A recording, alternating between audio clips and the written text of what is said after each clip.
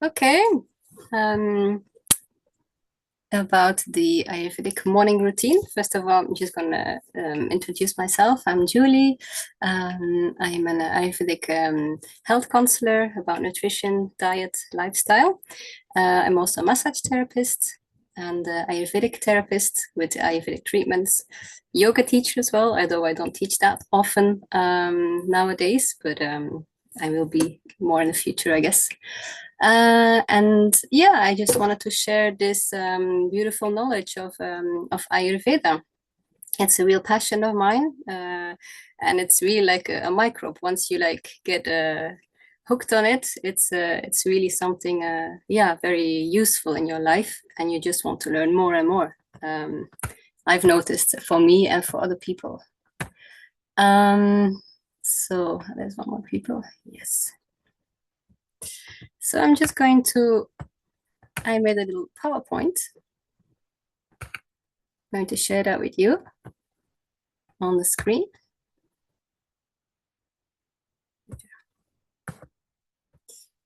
Okay, the Ayurvedic morning routine. Just a bit in general, what is Ayurveda? It's actually a Sanskrit name, a Sanskrit word. Sanskrit is the ancient Indian language. Ayur means life, and Veda is science of knowledge. So it's actually the knowledge or the science of life, how to live. And actually, the main goal of Ayurveda is to have health in mentally and in the body as well. So it's a traditional Indian medicine. It's already 5,000 years old, if not older. The first texts were already written 5,000 years. So it has had a lot of time to improve and to have some trial and error mistakes. And so it's a really ancient old medicine. And it is based on a lot of basic principles. I'm not going to go much into detail into the basic principles because that's like maybe for another webinar. But mainly they actually look at the elements that are there in nature and the properties of these elements. For example, they look at the elements, the 5 elements are earth, water, fire, air, and ether. And they look at their properties. For example, fire is hot, fire is sharp, fire is transforming. Everything that goes through fire is transformed. And that actually applies in everything in this world. Fire is radiation, so everything has radiation. The smallest cell has radiation, the smallest atom has radiation. Yeah, everything radiates or produces some kind of heat. If you look at air, for example, air is movement. Everything in this universe moves. So it's actually a very universal principle or property. Air is dry, is cold, is rough. If you look at a landscape where there's a lot of air passing, it's rough, it's dry, it's brittle. And then, for example, water is wet, is cold, is heavy. Earth is grounded, is the matter. So everything in this universe also has matter. So they actually look at these elements, and then they look where there is imbalance, and then they try to bring back balance. For example, if in the body there is too much heat, too much fire, then they're going to balance that with bringing some more coolness, some more water elements by using herbs, foods, lifestyle that have more like a watery or a cooling property. If you have, for example, too much wind, too much vata, then they're going to bring that down with more earth, with more earthy elements. And then also they combined these elements into vata, pitta, kapha. These 3 terms, they are very known in Ayurveda. Maybe you've heard about it. So vata is actually the combination of earth and ether. Ether is the space, which is dry, rough. The same properties a bit, is also moving as air. And then you have pitta. Pitta is fire with a little bit of water, which is actually the cooking process, the metabolism, the digestion, the transformation. And then you have kapha, which is earth, and water, and earth and water is more the stability, the matter, the accumulation as well in the body, the growth and repair. So I'm not going to go too much into detail, but that's a little bit to have like an understanding of what it is. And they look as well in Ayurveda, the metabolism and the digestive fire, the Agni it is called in Ayurvedic terms, is very important. They look at how your body is processing. That's why they say in Ayurveda, like nutrition, the food is actually our medicine. And everything we say, like you are what you eat. But in Ayurveda, you say you are what you digest, because if your digestive fire or your metabolism is not working, is not functioning well, then actually you can eat, but it will just pass through, or you will accumulate toxins. So it's they put a lot of emphasis on the metabolism and the digestive fire.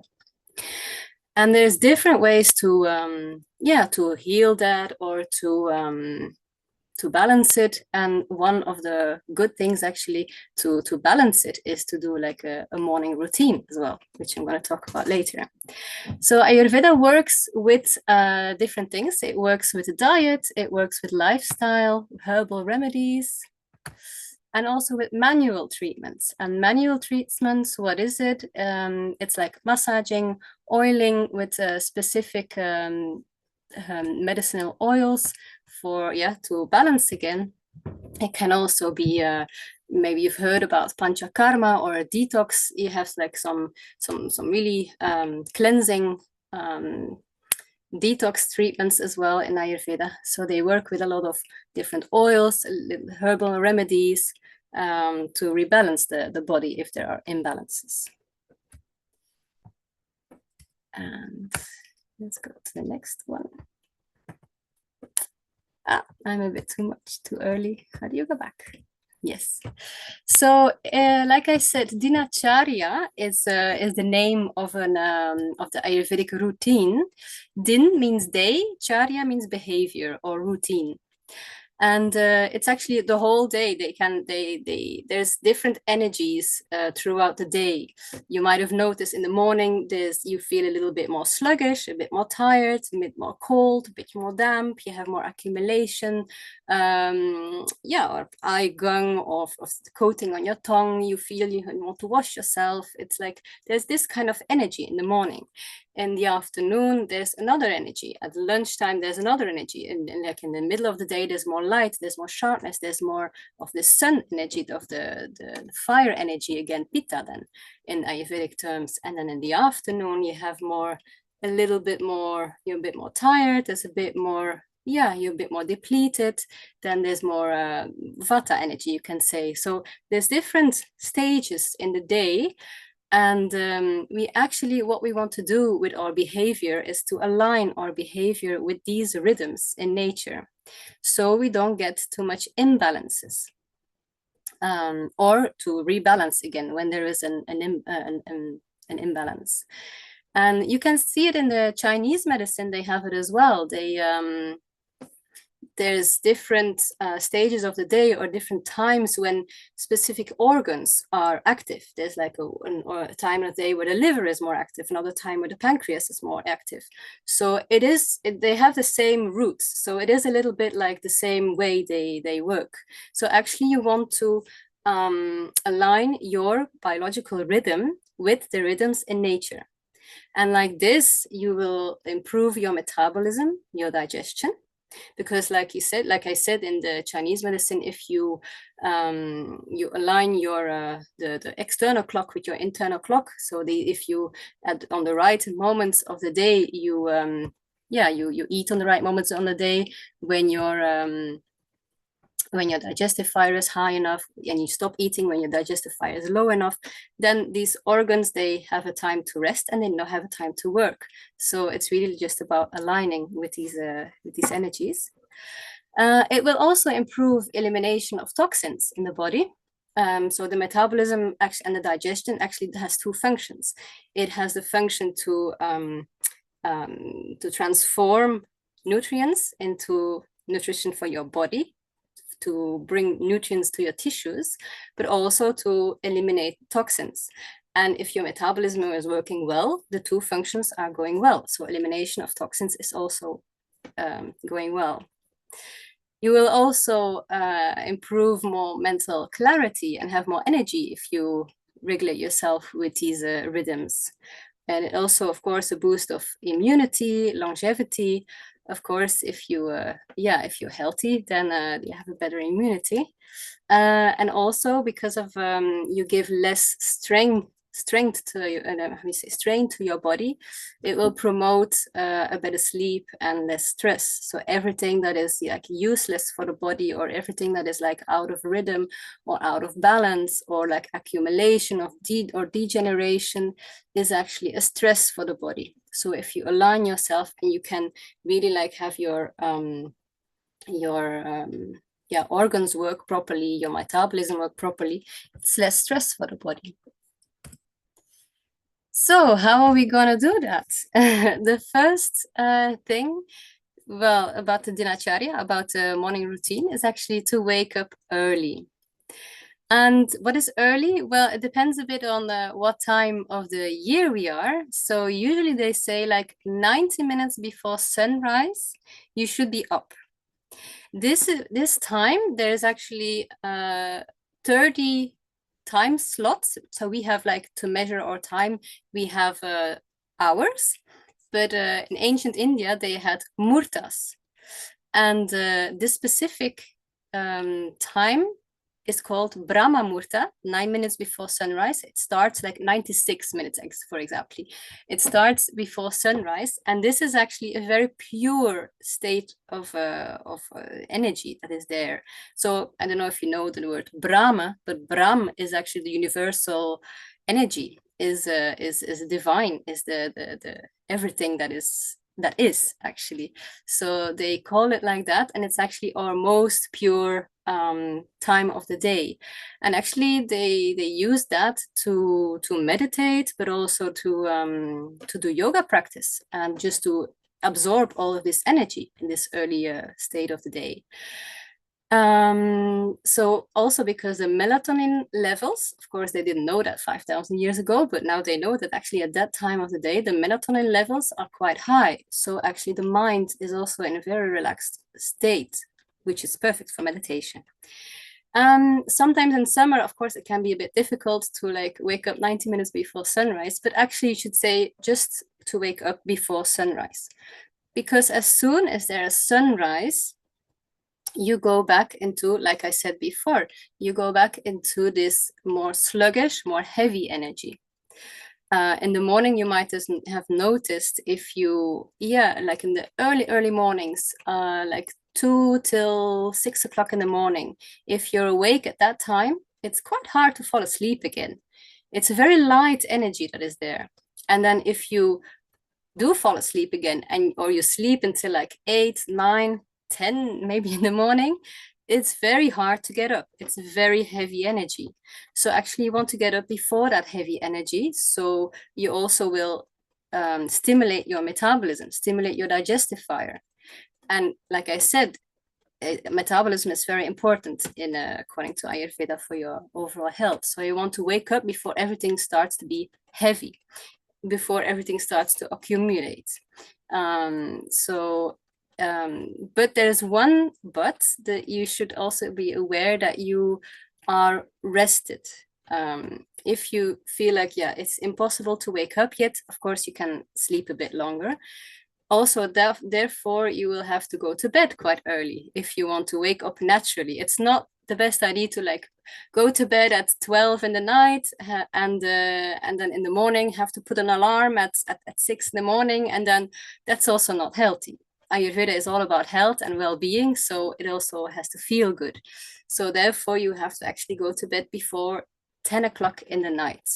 Also because they're like starting from 10 o'clock in the night, there's like a very active energy again at that time. So if you go to bed before that active time, 10 o'clock, it's easier to fall asleep, and you will use that active time to have a deep sleep, and you will process your food, but also your mind, everything you did throughout the day better.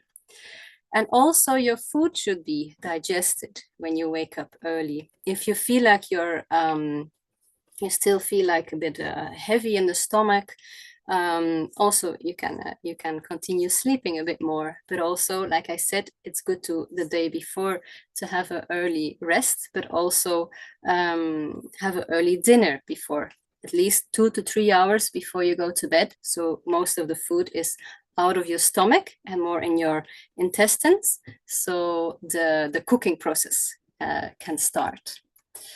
So that's about waking up.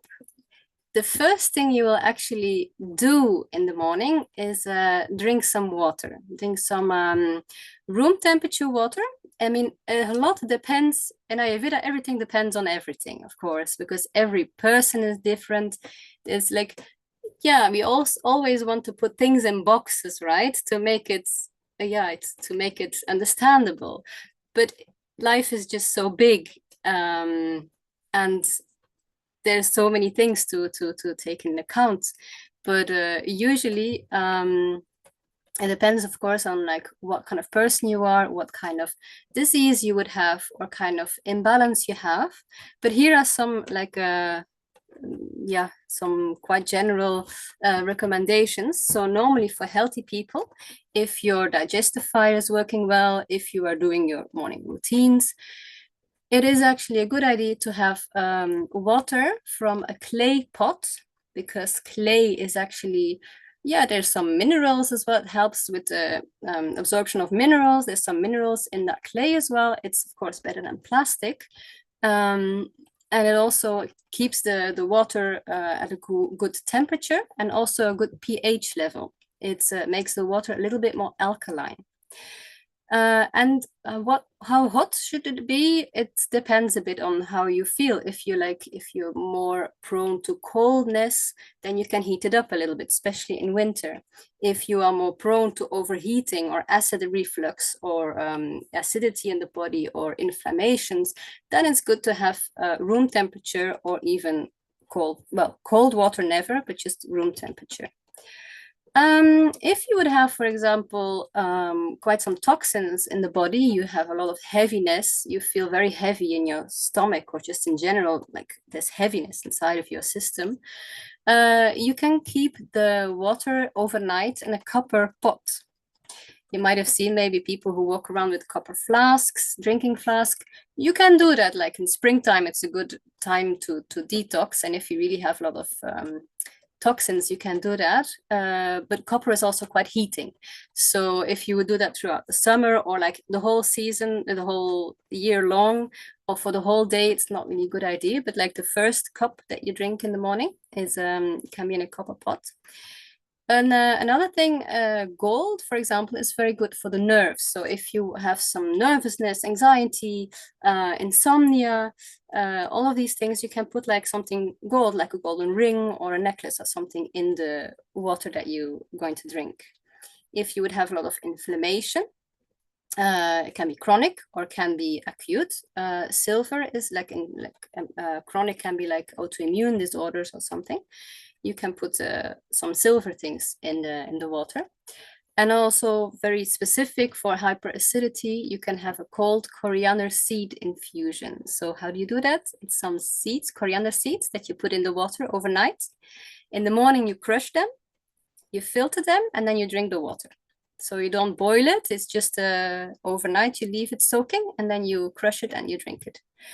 If you would have constipation, then you can put some triphala. Triphala is an Ayurvedic herbal remedy, which is used for a lot of things, especially also to clean the gut, for gut health, and also for constipation. So these are some specific things you can do with the water. How much water you should drink, it depends as well on your thirst. It depends as well the season. It depends on yourself. Sometimes a half a glass is enough. Sometimes a whole glass is enough. And then why do you drink water is actually because, like I said, the digestive fire has two functions: to eliminate toxins and to absorb. So you want to clean your gut the first thing in the morning, because there's been some accumulation throughout the night of little layer around the intestines, maybe. So you want to clean the gut, and you also want to stimulate it. If you drink like warm water, it will also help to against constipation, because it will stimulate your gut will say like, oh, there's something inside, let's work a bit, and it will help to go to the toilet. So if you have constipation, I would really recommend to drink like maybe some heated water first thing in the morning, and that usually helps to go to the toilet. The toilet. This is me not on the toilet, but the having in the right position. They recommend in India to do it in the squat position, or in yoga it's called malasana. Why? Because then the rectum is in a right angle. If you sit up on a chair, your pelvis is a bit like, is not in the right position. There's actually an angle on your the last part of your large intestine. Is actually in an angle. So, but if you squat, you tilt your pelvis, and actually then it's just an anatomic thing. It's anatomically correct, and then you can put pressure on it, so the pressure is like well diffused for to execute whatever needs to be executed. What is healthy? It depends on it, is again on the persons, but minimum you should go like at least once a day to the toilet. They say, I mean, you cannot control it, but you can help it a little bit. I should have like at least once a day. If you go, some people, if they have a lot of dryness, natural dryness in yourself, it can be that you can like one day yes, one day no.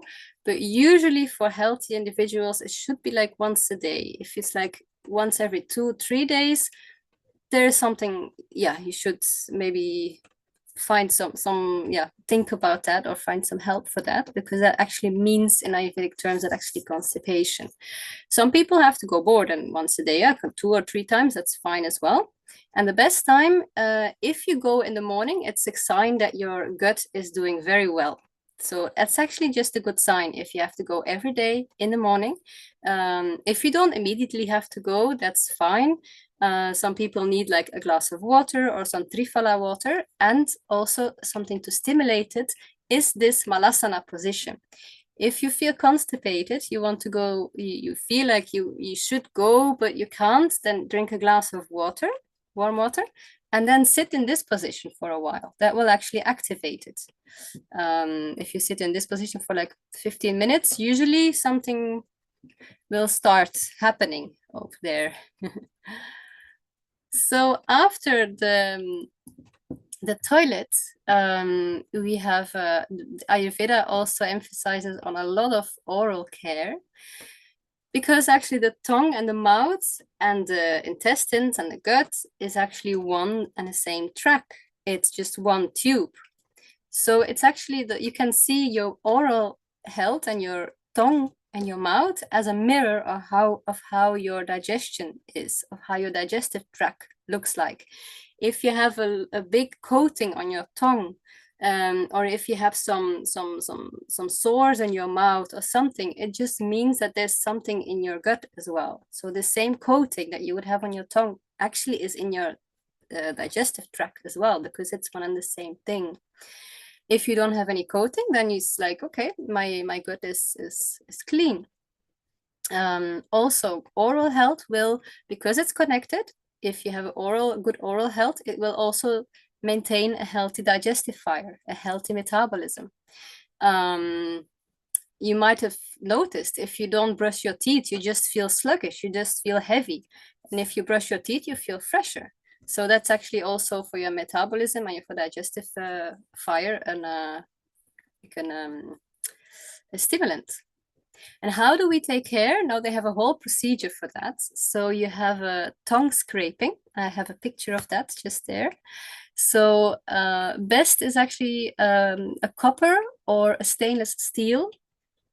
Copper, again, because that removes toxins as well, but you can use stainless steel as well.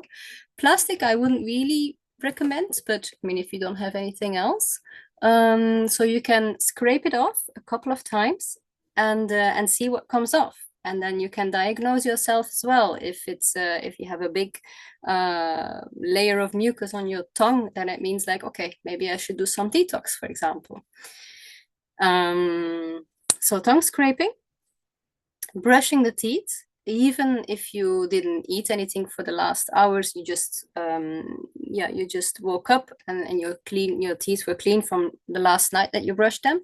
Even then, it's good to brush them just for stimulation of the digestive fire.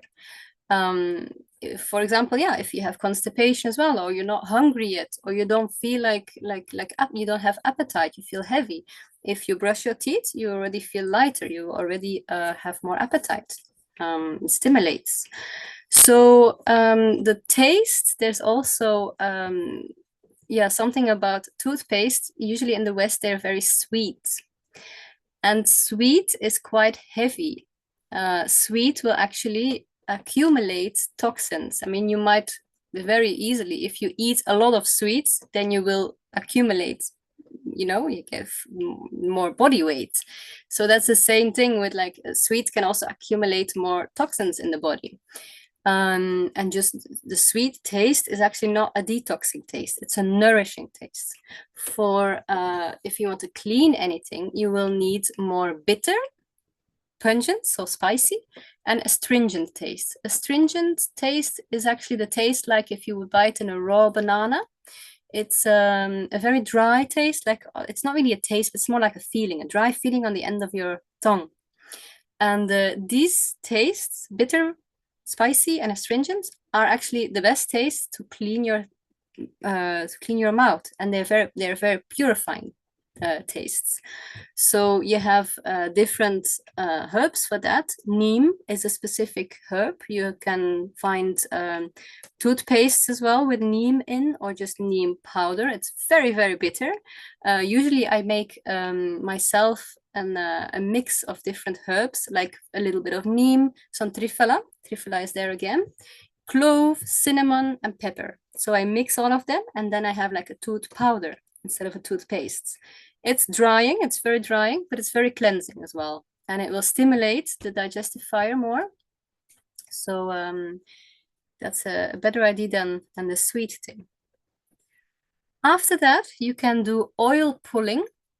Now, oil pulling, we also do for different reasons. To nourish your teeth. It will help against degeneration of the teeth. It will keep the teeth strong, healthy, also the gums. But also we want to clean the taste buds. So oil also has the property of taking out toxins. So it will actually release the toxins in the taste buds. And if you do oil pulling during 15 or 20 minutes, you have to train a bit for that. So the first time it will not work because your jaws will just be painful. But yeah, and usually after a few days you get used to it. It will nourish your teeth, your gums, and also take the toxins out of your taste buds, so you will taste your food even better. It also is good against wrinkles because you're working all of these muscles, so that's a little thing extra. And then afterwards, it's good you should spit it out because there's like these toxins in it. So you don't swallow it, you spit it out.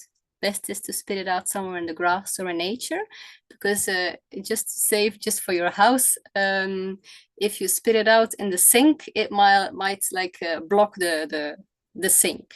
So you don't want to have to have your whole house taken out just because every day you put some oil in your sink. But so just spit it out, and then with the rest of the oil that's still there, you can give your gums a little massage.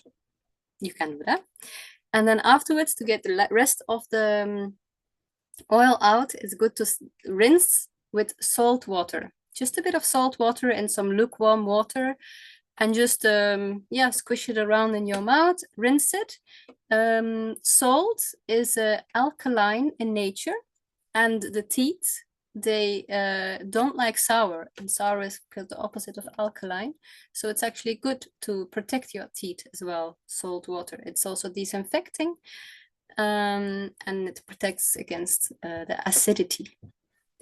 And then at last, they say you can also chew on sesame seeds, preferably black sesame seeds, because sesame seeds are actually one of the biggest sources of calcium. So it will not only help your teeth, but you can also swallow it afterwards. And then actually, yeah, you just chew on it. It will also, sesame seeds are also oily, so it will even give more oil to these to the teeth. And then if you swallow it, you have the calcium as well inside. So that's a big thing for oral health. But if you do it, it's like, yeah, it works very good for yeah, you just feel super fresh and super clean afterwards. Eye health. In Ayurveda, they put a lot of emphasis on the health of the senses, the eyes, the mouth, the nose, the ears, because these are all the doors to the external world. So what is outside is also inside, they say. So it's good to have a good connection with the outside world, also for your mental health. So the senses are very yeah, they take a lot of important of the health of the senses. So that's why this morning routine is so much about the senses.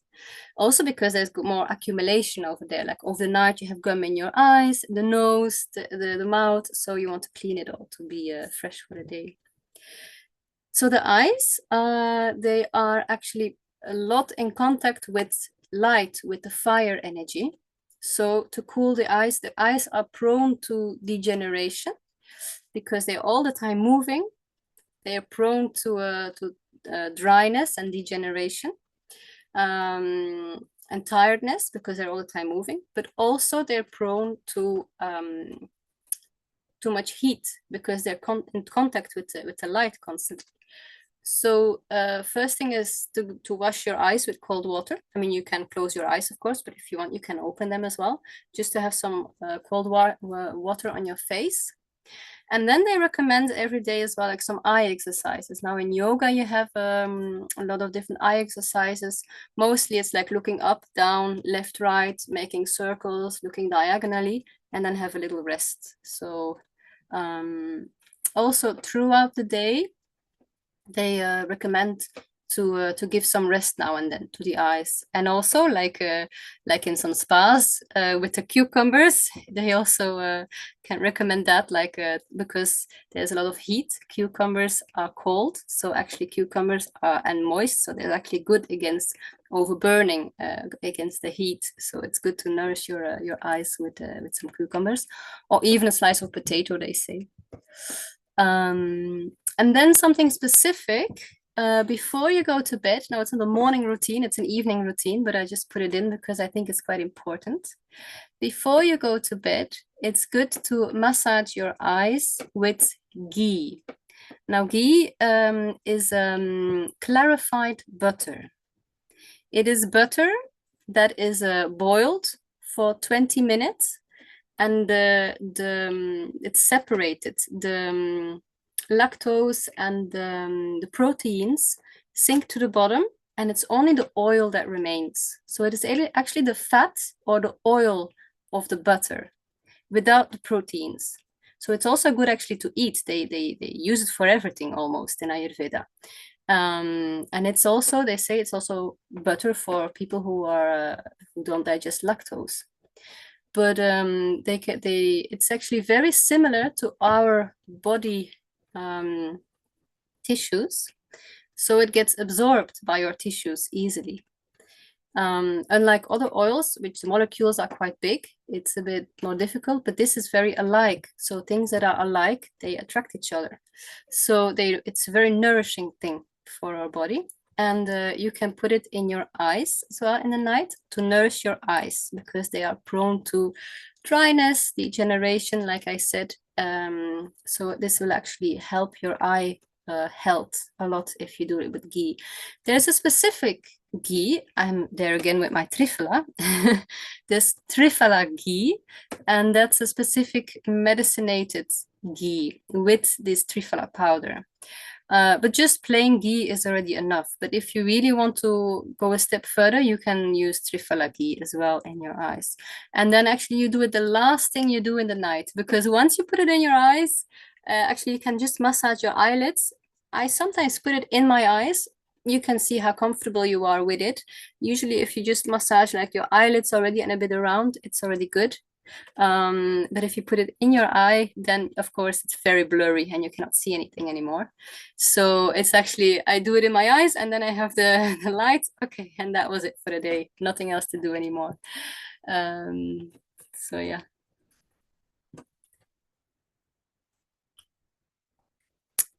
So nice. Yeah. After all of that,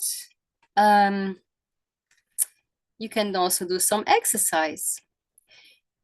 Ayurveda recommends to do exercise in the morning. Why? Because in the night, all of our nutrients go, we digest everything, and all of the nutrients go to the tissues. So in the morning, our tissues are full of nutrients.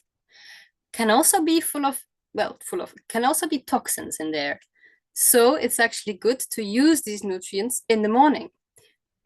Or you also want to remove the toxins you've accumulated overnight. And how can you remove toxins? By burning them, by burning them and by moving them. So that's why they recommend exercise in the mornings. Also, you have more strength in the morning. There's already this, like I said, this is like a bit sluggish energy. There's like not really awake yet, heavy energy, and you want to get rid of this heaviness. You want to just get rid of that sluggish, heavy energy in the morning. And the best way to do it is to burn it. You can also see it like in nature. Nature is also there's like, everything is still cold and damp. There's some dewdrops on the grass, and actually it's the sun that will take that away and make it more alive. It's actually, you can see it like that as well. And then why in the morning and not in the evening? They don't really recommend doing a lot of exercise in the afternoons or the evening. If you do like exercise, like anaerobic exercise, it's best to do that in the morning. You have more strength. In the afternoon, you already used a lot of your energy. You already used a lot of your nutrients. And you usually are, like, starting from the afternoon, a little bit less energized. From like 2 in the afternoon, you have a little bit less energy. There's another energy there. There's the more like the little bit like a dip in your energy. And then again, throughout the evening, you want to prepare yourself for bed, because you want to have an early dinner and also an early night. So it's, if you would do heavy exercise in the afternoon when you don't have a lot of energy, it is actually depleting for your body. You are actually depleting yourself. Also, people who want to lose weight, if you would exercise in the afternoon, your body will get stressed. Whenever the body is in stress, it will not lose weight. This is really something that is very important to know if you want to lose weight, that also you should have some exercise, you should stress yourself a bit, but generally you should also have a lot of rest. You should not be stressed, because any kind of stress on the body is your body will not want to let go of anything. It's the same thing when you're like financially stressed. If you don't have a lot of financial means, then you also don't want to spend. It's the same thing. So whenever the body is like depleted or stressed, your body will want to hold it. But if your body has abundance, like in the morning, you have more nutrients in your body, you have more strength. If you exercise then it will work for you. Also, if you exercise late in the evening, it will stimulate you again. all your hormones, they get fired up again, and it will stimulate you again, so you won't be ready to go to bed at a good time. It will be more difficult to go to bed if you will not feel sleepy at the right time of the day. So in the morning is the best time, like I said. And what kind of exercise should be done? Preferably an anaerobic exercise, so an exercise which is like cardiovascular, where you where you like really feel like you're doing something, but only when your body allows it. If, again, like I said, Ayurveda has to feel good as well, and if you have some kind of metabolic disorder or a disease, or if you're depleted or just tired, or if like you're on your period, or and you don't feel like it, not out of laziness but more out of you can't, then okay, then just some aerobic exercise is enough.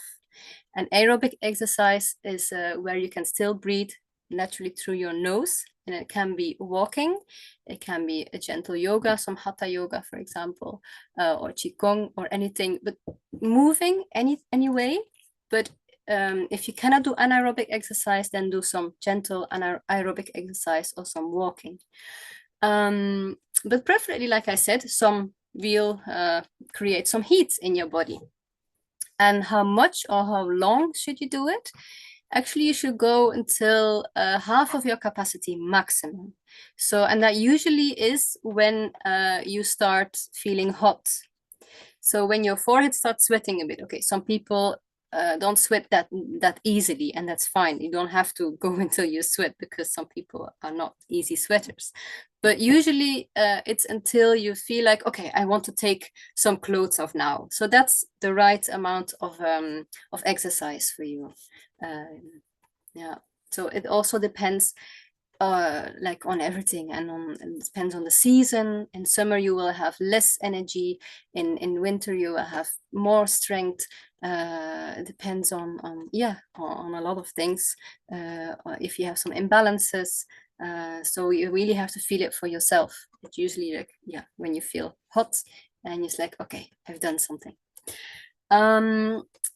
Aside from that, so anaerobic exercise in the morning, but then aerobic exercise should actually be done the whole day long. So you should actually just be active the whole day.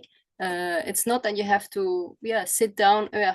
It's not recommended to sit down on a desk. I know it's not always possible, of course, but to sit down on a desk and then in the evening deplete yourself in the gym. That's not very healthy way of doing it. You should just have a good exercise in the morning, then be just active throughout the whole day, if possible, of course. So this is a bit about the exercise. And then, of course, we're talking about Ayurveda, so it always brings a lot of well-being with it as well. After all that work you did, you can massage yourself. It will calm you down again. After the exercise, it will calm your system down again, bring you reduce your stress levels, and it will also reduce injuries. Now, oil is the Ayurvedic. The Sanskrit word for oil is snehan, and it also means love or nourishment. So it's actually bringing love and nourishment to yourself. And if you have any injuries in your in joints or in your just in your body, and you just treat it with oil, it's very nourishing. So it will just every day to massage some injuries, it will help it to heal. And what kind of oil can you use? Now, there's a lot of different oils. There are some medicated oils that you can use for specific purposes. Now, for daily use, you don't really recommend medicinated oils, because they're too specific. They can balance you, but they can also balance you too much, so you get another imbalance. So actually just plain oil you can do. And the best actually is like depends again, sesame oil, but you can also use coconut oil more, for example, in summer, or if you're a very hot person, or just any oil. Even olive oil is great. Olive oil is super smooth on the skin. Any plain oil, actually, organic, is can actually be used, but traditionally they use more like sesame oil or coconut oil. Sesame oil is a little bit more heating, so they use it a bit more in the north of India. Coconut oil is a bit more cooling, so they use it more in summer in the south of India. And what is actually oil? What does it actually do? Actually, it's like I said before, it's not going into your pores, into your skin, but it makes a layer on your skin. So yeah, your whole skin, actually, you want to keep your skin moist, so your body is all the time working to keep your skin moist. It's all the time pushing moist, like liquid and fat, like out towards your skin. So it dries you out, actually, from the inside, to all the time produce this moist for your skin. So actually, if you put already a layer of oil on, then your body can keep its oil to moist the insides. So it actually helps to dry yourself out, but just by keeping your own oil for the more the internal organs and your internal body. That actually is a bit what oiling does. And the best places, okay, I can understand you cannot have like time. I usually do this like once a week or something. It's not possible to like massage yourself the whole day, the whole body, like every day, time wise, and also, yeah, energy wise, it's just a lot. But the places that at least should be done every day. So the joints are very good, like specifically joints that have that are a bit more weak. The head, let's say the face, ears. Ears are in connection with the this ears can be are in connection with the ether element, because they pick up the waves that are moving in the ether. So ether is also very dry. So actually the ears, that's a bit their philosophy. So the ears, they are prone also to dryness. And also if you put like warm sesame oil a bit in your ear, so you put it just on the top of your pinky finger, and then you just put it in the ear canal a little bit, it's actually very soothing, just for like anxiety or insomnia, or it's just like if you just concentrate yourself on it, you meditate on it, it's actually very soothing. It's very calming for the mind. The lower back is always prone to to little aches and pains, so it's good to nourish that as well. The lower legs are always dry. Feet are mostly dry, and feet are just amazing to give massage. They just feels amazing. And the navel as well has a lot of nerve endings. So like I said before, oiling is like giving love as well. Oiling is soothing. Oiling, like a massage, is like cocooning, it's soothing. So if it brings you, it gives you less, calms down the nervousness, the anxiety, the insomnia. And if you put it on a place where there's a lot of nerve endings, it actually soothes as well. So if, for example, the ears, very sensitive. If you put on the ears and on the navel, it will soothe you. So especially elder population, they are prone to to dryness. Skin is not moist anymore, wrinkles a bit. So they are just prone to osteoporosis, degeneration of any tissue, actually. So that should be done for all the population. They should massage themselves every day. And you can do you can massage yourself. I'm just talking about self-massage, actually, self-oiling. Children as well, because they're growing, you want to have them nourished as well. They need nourishment, not only from food, but just from mentally as well, and like oiling is good for them. And then post-pregnancy is very important, because after pregnancy also there's a lot of how would you say it? Yeah, vata, aggravation in the Ayurvedic terms. So a lot of things have just moved. Has been a lot of movement in your body. So that has a big impact. And then oil actually calms down that movement, like settle it's down. So after pregnancy, they say for 3 months, every day, you should massage yourself with oil. After this massage, we're almost there. You don't have to do everything. I'm just gonna tell. These are just some inspirations, like what you can do, of course. I'll talk about that later. After the oiling, we take a bath or a shower, and it's a little bit different than how we do it in the West. In the West, we would take a shower first and then oil ourselves or put a cream on. In Ayurveda, they do it the other way around. They first have oil and then they take a bath. Mostly, without soap, actually, because the oil, they want to keep the oil on their skin. And actually, if you oil yourself and then you take a warm shower, then the excessive oil goes off, but your skin still feels moist. Skin still feels feels a little bit oily, nourished. Whereas if you wash yourself off with soap, it will just all the oil will disappear. And as well, if you first take a shower and then you oil yourself, you just making yourself dirty again. So that's just another way of doing it. They have a whole procedure. I mean, I never tried it before. I'm just going to share it with you because I thought it was interesting and funny as well. I should try it one day, like on a Sunday morning or something. But they first do it with water, and usually they wash themselves just with room temperature water or body temperature water. You can take a hot shower. It depends a bit, of course, in winters or this. I'm not going to discuss too much about like when to take a hot and then or a cold one, but usually they say like room temperature or body temperature water. And then they wash themselves with milk. You have a cup of milk. You don't need like a whole bottle, but just like a glass of milk or a mug of milk. And then they sprinkle this milk all over. And apparently it's very good for dry skin, like Cleopatra used it for her skin. And then you have honey. So you can have a little bit of honey and then scrub it on your skin.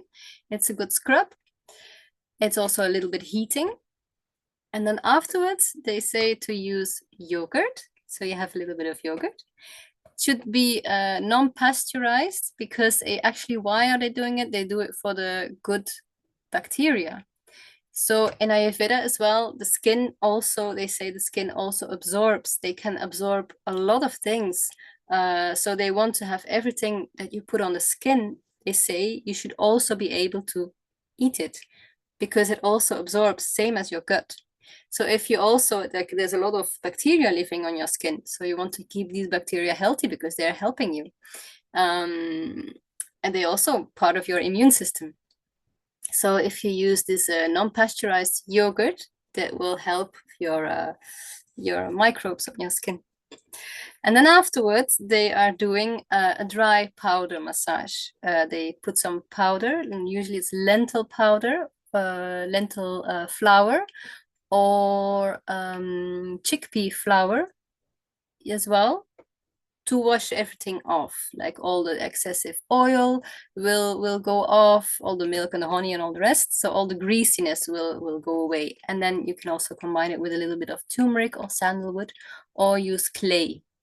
So that's actually, and then it's called Udvartanam. It's also a specific Ayurvedic treatment that you can have with powder, but you can use it as only if you have plain lentil powder or chickpea powder.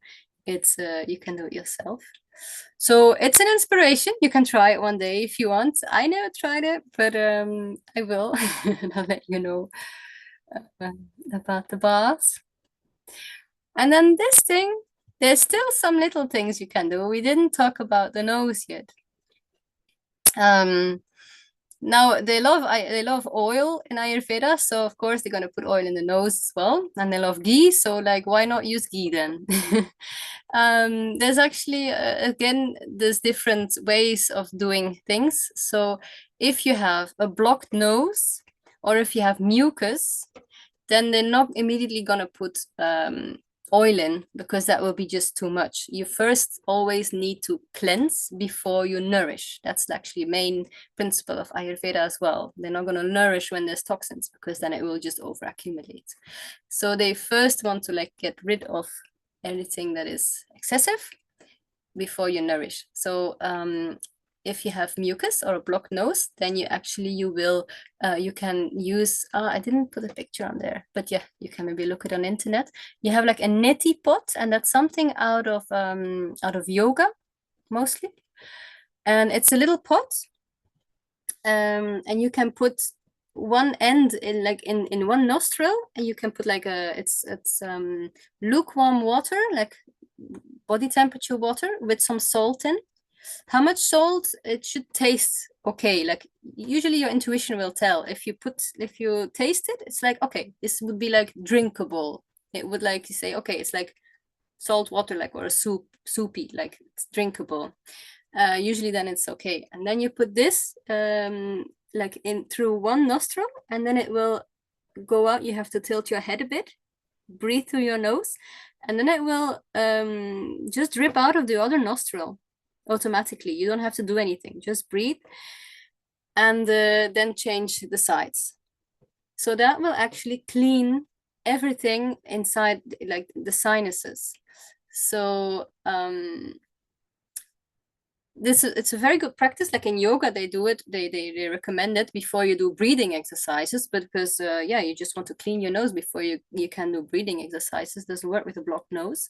So but in Ayurveda, they also recommend it when it's yeah, when you need some cleaning first, but only when there is a blocked nose, not throughout the whole year, not every day, because salt water is also drying. So it cleanses, but it also dries.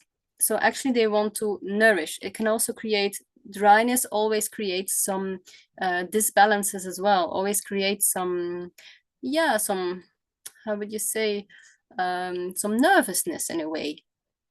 So they want to have a calm mind and a nourished brain and a nourished body. So they actually do nasyam. And nasyam is actually to put oil in the nose. What kind of oil? They usually use just plain ghee, so the clarified butter again. And how do you do it? And there's a little picture there. It's just with a dropper. You warm up the ghee a little bit on body temperature, not too hot, because you don't want to put burning oil in your nose, of course. Just body temperature. And then you put these drops, you lean back, and you put like 1 or 2 drops in each nostril. And then you massage your sinuses. You can make some noises, you can massage it, you can lean back, you can move your head around, so it goes like everywhere in the sinuses. And that is actually very nourishing for all of your senses, for your brain as well. It will calm you down. It's a very soothing thing to do. If you have insomnia, you can also do it just before you go to bed. It will also help to have a better sleep. But it just like throughout the day, if you do that, it smells very good. It smells a bit buttery, but it's a very soothing thing. If I don't do it, for example, a day, I feel like a little bit more anxious, a little bit more nervous. It's like, oh, I forgot my nasyam today.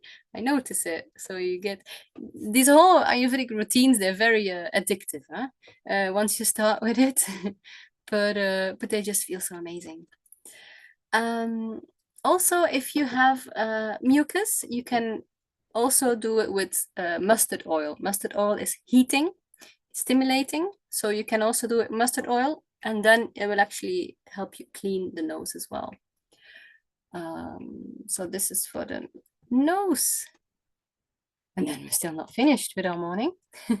They also recommend some kind of meditation. And meditation, improves concentration, reduces stress levels before we go to breakfast. And then breakfast, you should actually, we did a lot of things already. We had some exercise, we had some massage, we had a bath, we had all of these things. So actually our body, there's a lot of blood, a lot of our blood is actually going like to our tissues, because when we exercise, our blood is in our muscles. When we take a bath as well, the blood is in our muscles. When we have a massage, the blood is all in our tissues, in our muscles. So actually we will get hungry, of course, after all of these things. So you should, in Ayurveda, never eat when you're not hungry, but you will be sure if you do all of these things, you will be hungry usually. But your blood supply is still in your tissues. So they say after all of that, you should wait a little bit after exercise, after your massage or your bath, or just in general, if you did some exercise or you had some sports, not to immediately like fill yourself up with a meal, because the blood supply is not in your gut, it's in the muscles. So you just wait a little bit until the blood supplies come back to your gut. Also, it's not recommended to do for the same reason. After, don't shower, exercise, or have a massage after breakfast or after any meal, for the same reason, because when you eat, then all your blood supply should go to your digestive tract. And if you then exercise, then your blood supply goes again to your tissues, and your digestion is not working properly. So you should at least wait 2 hours actually, or one, it depends on how big your meal is, of course, but 1 hour, 2 hours actually, 2 hours before you exercise. And then what kind of breakfast should you take? They say about 6 taste diets. So actually they work with terms of tastes rather than protein, carbs, and everything. They say that every of the 6 tastes should be there in every meal. So the 6 tastes are bitter, astringent, pungent, sour, salty, and sweet. A lot of people only eat a sweet breakfast. That's also not recommended, because sweet, like I said, can accumulate toxins or fat or anything in the body. So you should actually have a complete meal. Not only have, for example, oats or only cereals or only fruits or only a breakfast should actually be a complete meal where you have proteins, vegetables, some cereals, some spices, some oils. So it will be like a complete meal. But also that's something for maybe another webinar. So that's it. It's a lot of information, a lot of things to do in the morning. And like I said before, you don't have to do all of that every morning. You can just take out actually what you would need more. If you say, my nose is fine, my eyes are fine, this is fine, but I really need this, for example, then you can just focus on that. Or if you don't have time to do the whole mouth thing, you just say, okay, I'll just scrape my tongue because that's the most important, then that's fine. But it's something, it's just to inspire and that you can do when you have the time for it. That's actually that.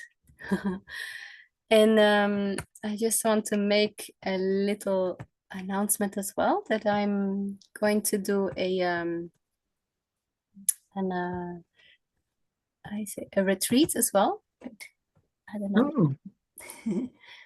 Come put myself big again. Stop sharing.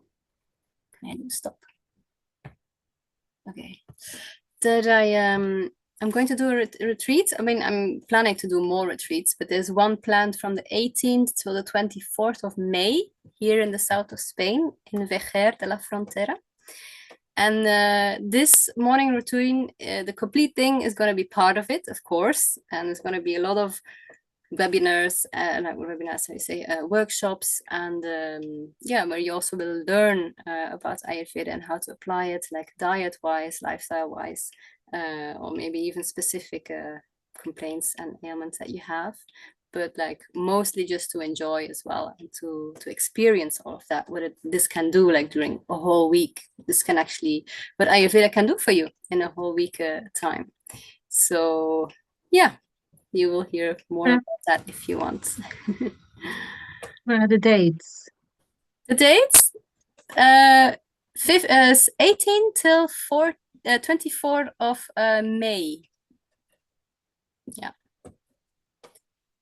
Phew. Do you have any questions? Shoot. Well, thank you very much. It was an interesting webinar. Just fascinating, really. I have a little question on the oil pulling. Yeah. So, what to do 20 minutes of oil pulling? That's, substantial. But you need like a lot of it, or can you mix it with water to create the liquid to then be moving all You that in your mouth? It's just a little spoon of coconut oil. I use usually an just a teaspoon, and it can be Okay. coconut oil. If for sure, if you have some inflammation or something, it can be coconut oil. It can also be sesame oil or any other oil actually, but just a teaspoon. And I wouldn't dilute it with water, because you will produce saliva anyway, so it will get Yeah. mixed All with right. your saliva anyway. Yeah, even yeah, you don't have to do 20 minutes. It's just you have to get used to it, so Brilliant. it might take a while, but Right. yeah. Mm, right. All right, Thank you. you're welcome. Thank you for joining. Thank you for listening. Okay, if there's no more questions, I might leave you for a beautiful evening. I wish you good luck with it all. You can also, yeah, if you have questions about it later, you can also contact me or tell me how it went. We will. Okay. Yeah. Thank you very much. Thank Absolute you. pleasure. Thank you. Bye bye. See you. Bye, Julie.